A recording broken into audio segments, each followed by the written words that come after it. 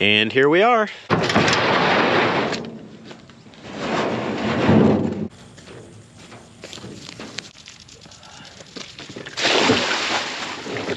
This little wooden platform that the old trough was on has definitely seen better days, so I think I'm just gonna put the new one right next to it. Not really even sure why they did that, just maybe because they needed a flat spot, but this looks flat right here, and I think that's what I'm gonna do.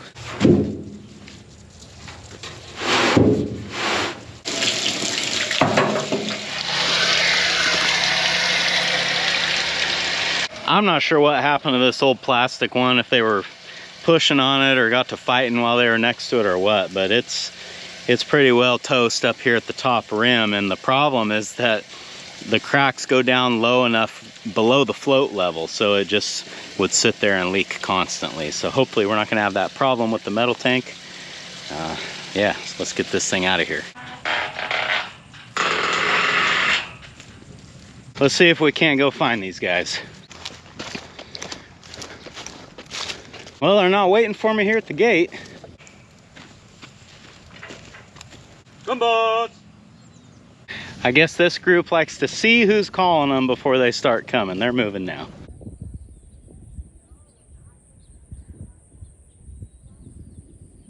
Well, they're not in any kind of a hurry, are they? I guess that's a good sign. It means that they're not starving.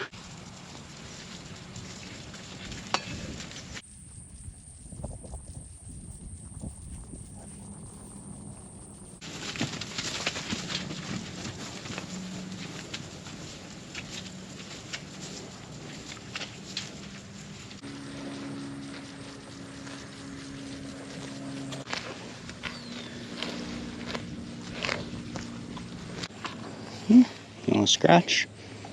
Oh, he didn't like that. The fly pressure is still a little bit higher than I'd like to see, but we're definitely gaining on it. This is 2321, Eaton here behind me. He has always been the standout in this group. I think he was the heaviest one when we brought him over here. And I think I did weigh him this summer, and he was doing really well. You look at him now, I'm sure the camera doesn't do him justice, but man, I might have to make an appointment for this guy pretty soon. He is a tank. Several weeks ago, I took the 3 heifers and the bull off of this pasture because I felt like they were starting to overgraze it a little bit, and I think that was the right decision because, as you notice, they were not real eager to get over into this new pasture, and if they were at all hungry, they would have been. Not to mention the fact that just looking at the pasture like this one and pasture number 2 there that they had to walk through, you can tell that the feed is just hanging on a little bit longer, and that's exactly what I need it to do as we move into fall. I'm all done over here at the steer pasture. Next stop, I got to swing by my friend's house. He wanted me to look at a couple of his steers and see if I could give my best guess as to when they'd be ready to harvest.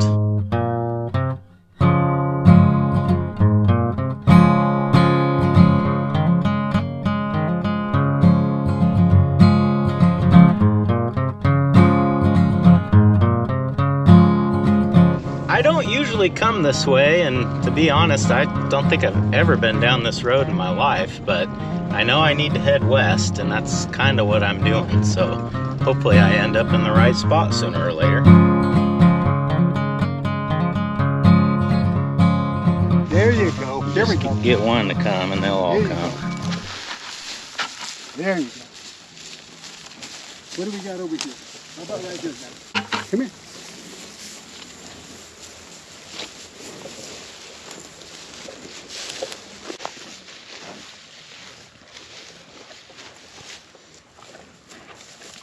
Well, these steers are not familiar with me, so I'm not going to try to get much closer than this, but just by looking at them, I'd put them around, the smaller one I think is about 1,000 pounds, and the bigger one I would guess is closer to 1,100.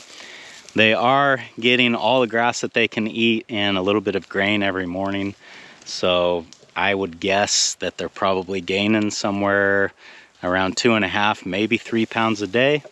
So 2-3 more months, they ought to be ready to go. And I guess that's another benefit of having a scale, is even if you don't have the option to run animals over it, now that I've seen what 1,000 pounds looks like, what 900 pounds looks like, I'm a little bit better of a judge, maybe. It's the next day now. What I didn't film yesterday was that I stopped at the guy's house that I bought the rake from, and I got these parts to fix that bearing. So I figured I better just do that today, because if I don't do it today, then, you know, it gets put on the back burner, doesn't happen, and then you need the rake and it's not ready to go. So let's try to not procrastinate on this job. I'm not even sure which bearing is bad on this thing, but I'm assuming it's going to be easy to see. This one right here has got some issues. We're going to have to figure it out, but the bearing itself is good. It's just like the bar kind of slides off of it, but it does look like it's missing the dust cover that the rest of them have. So we'll come back to this one, but this is not our problem. Oh, yeah, here's the culprit right here. Man, it looks like it could have been that way for a little while. Look how the nut is almost like completely gone just from bouncing around on there. So hopefully we can get this taken apart and it's not too hard to fix. The bolt, it's bigger, it's probably 1 1/8. And I think the nut is gonna be this size. My impact may not fit in here. Guess I'll have to do it the old-fashioned way. Ooh.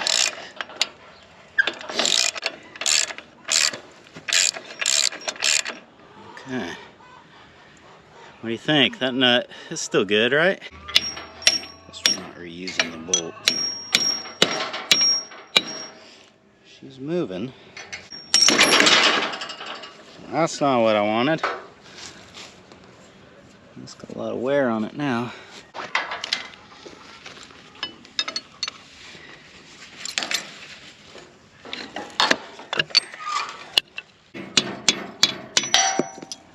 Look at that bolt. So there's a spacer here that's wore through completely, and then it looks like this part of the bolt was like put in a lathe or something. It's just got this big groove wore into it. The other surprise here, which, you know, there's always a surprise when you take something old apart like this, but this clearly has been going out or bad for a while, and you can see the groove that it has worn into the, I don't know, the star on the end of the reel, and it's actually taken a lot of metal away there. And I just wonder if, while I'm here doing this, if I shouldn't get the welder and try to add some metal there and then grind it back smooth to kind of put back what's been taken away. And another thing, this questionable bearing over here on this side that I showed you in the beginning, it just so happens to be on the same bar as the bearing that went out.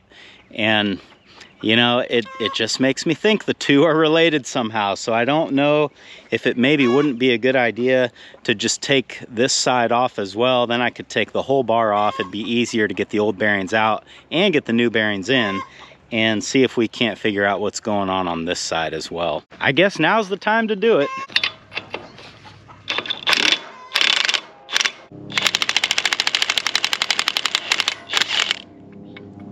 Actually, very curious to figure out what's going on over here. Okay, when I pull this out, I should be able to remove this bar or bat, whatever you want to call it. I'm not sure how heavy it is, but I guess we'll find out. There.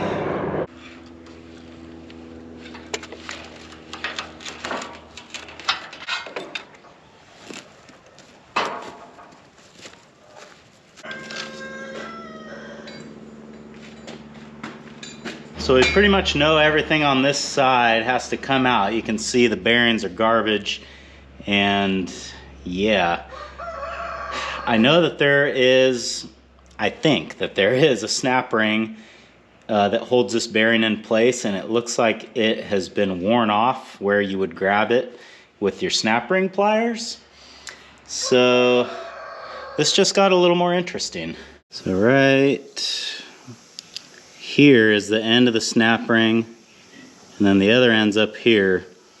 But it's broken, and not only is it broken, it's rusted in there pretty good. So I'm sure I can get it out. It's just not gonna be, you know, as easy as we were thinking.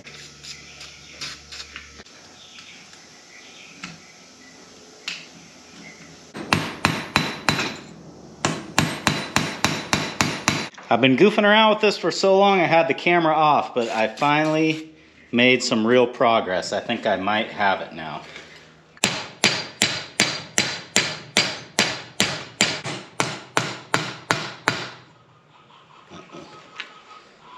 Broke off again.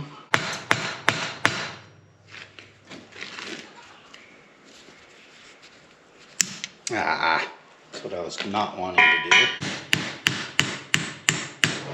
Getting out the big guns now.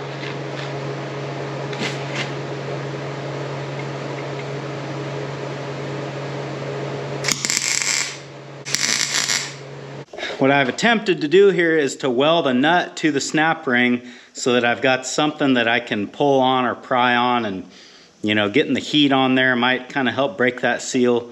But more than likely the nut is just going to break off and accomplish nothing. Of course, now the question is, do I give it like a quick shock load to try to break it free? Do I kind of try to tap it out? I just don't know what the best way to do it is.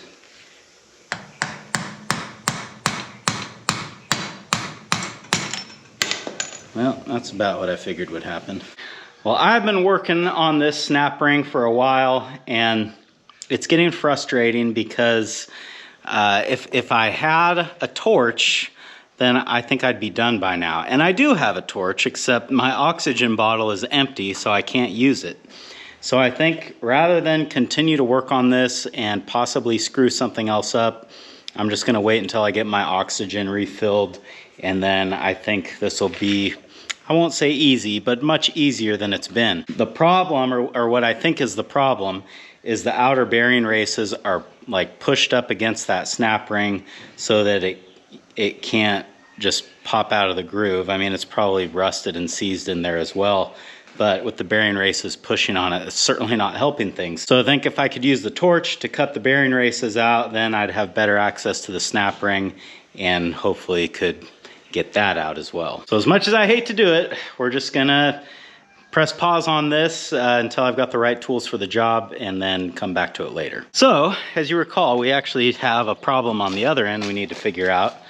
And I don't think this is as difficult, because this bearing and bolt assembly fell out while I was pounding on the other side.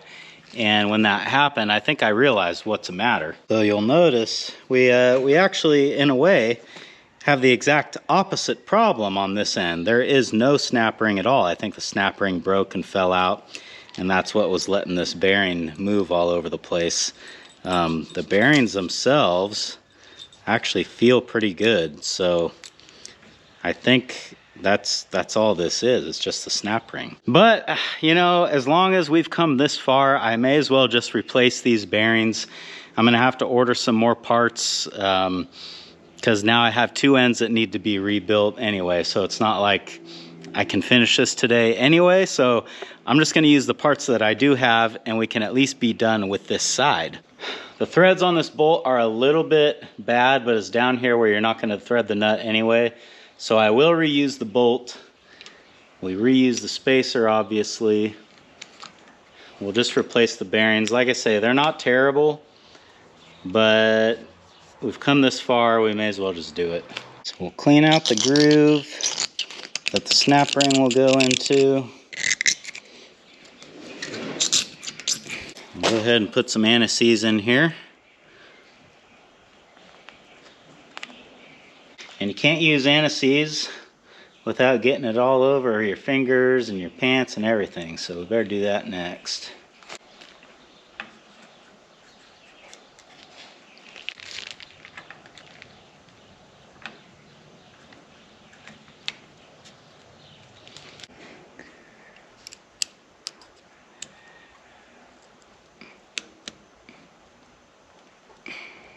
Come on, baby, get in there. There we go. I'm gonna put all this anti-seize on here, and I'll probably never take this apart again. But if I do, I'll be glad I did it.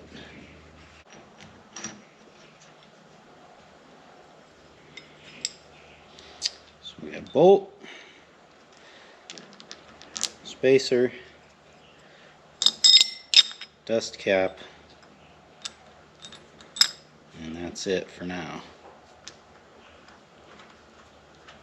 So that's how easy that repair is supposed to be. And I've just got the inner race from one of the bad bearings here just to kind of hold this together so it's not flopping around while we're messing with this thing. And I can't help but notice, and I'm sure you guys have too, there's a bunch of missing teeth on this, and I've got some spares, so let's go ahead and replace those while we're here.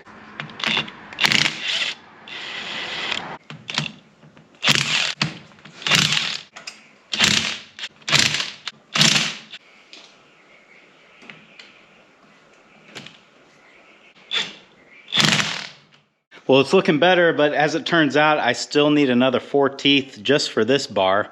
And then I need a bunch more for the other bars on the rake. And I'm sure that, you know, New Holland sells these, but they're probably pretty expensive. I wonder if any of you guys know a good, probably online source or local source that you can get rake teeth that are a little bit more reasonable, because I think I'm gonna need a lot of them. Well, isn't it frustrating when you think you've just got an easy, simple job, you've got all the parts, it's only gonna take an hour, and then it ends up being a lot more involved than you thought, take a lot longer than you thought, and require more parts than you thought. And while it is frustrating, that is all a part of working on old equipment. I cannot say that I'm surprised one bit by this, but still I was really hoping by this afternoon that this would be finished and back on the rake and ready to go. But as it is right now, I'm gonna need some more parts, I'm gonna need some oxygen in my torch, and then a little bit of luck to get the rest of that snap ring out before we can put this rake back into operation. There you go. Get in.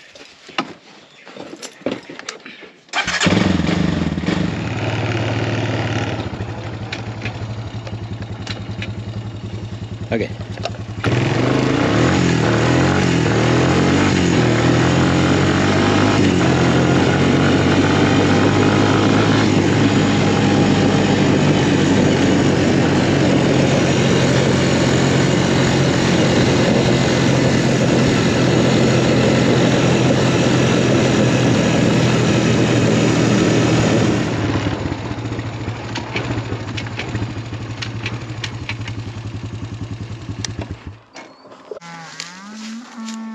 You might notice that the rice has been harvested, and a lot of people have been asking me about if I'm going to try to bale rice straw this year. And I would like to, but I'm not sure if it's going to happen, because you can see that they cut the rice really high this year, and the reason for that is that it wasn't laying over. What can happen, and what happened last year, which is what made this a lot easier to do, is the rice gets tall, and then if we get a bunch of wind or, you know, whatever conditions make this happen, the rice will fall over and be laying on the ground. So when they harvest it, they have to put their headers right down on the ground to get the grain, and then it makes it a lot easier to come back and bale it. Well, that didn't happen this year. They've got tall stubble. So I'm faced with a couple of options, I guess, or 3 options. I could, 1, just not do it. I could, 2, try to go borrow a swather and cut as much as I think I'm gonna need and then bale it. Or 3, I was thinking about maybe just coming out here with the LS mower and mowing this all down and then just trying to rake whatever's on the ground into windrows and try to bale that. The problem is that when you cut stubble like this with a brush cutter, it's not gonna leave you long pieces that are therefore gonna rake good and bale good. So I'm not sure if that would be worth trying to do or not. Oh, and I need to ask the landowner if it would even be okay. I mean, I don't see why it wouldn't be, but with these kind of things, I try to never assume. I really need to do something about this berry vine.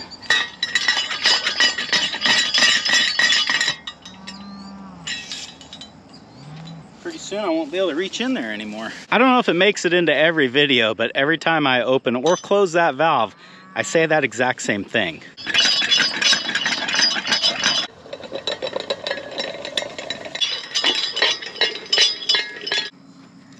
Oh, that ground looks hard. Well, I'll give it a try here. No! That's what I thought would happen. Ready. Throw it a little harder. If you can. There. Kinda got it. If it doesn't bounce up out of the ground, I call it a good throw. Have you been off hunting gophers, Callie? Huh? Did you catch any? Did you catch any gophers? Okay, all the valves are set, the dams are set. I just gotta go set the clock on the pump and then move the cows into their new field, which if you've heard in the background, they are more than ready to do. You gotta stay. I know she'd love to help, but she got no cow sense. She'd just get in the way and maybe even get hurt. You guys are at the wrong gate. You gotta go to the other gate. Hey, little boy. How you doing? Is that what you're looking for? Just make room.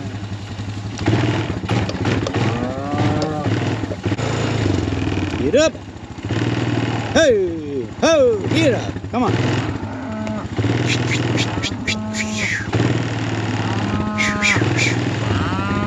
Go, go!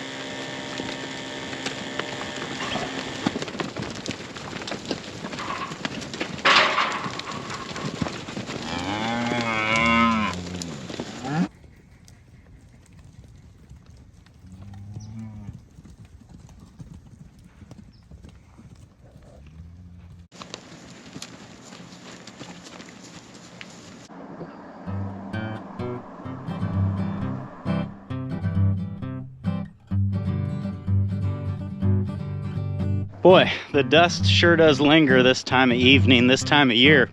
You can see it's not just from the cows. Anywhere where they're harvesting rice, it's kind of doing the same thing. It's just so still right now that, you know, it just doesn't have anywhere to go. Well, I guess with that is another day done. Thanks for hanging out with me today, guys, and I hope I'll see you again on Farmer Tyler Ranch.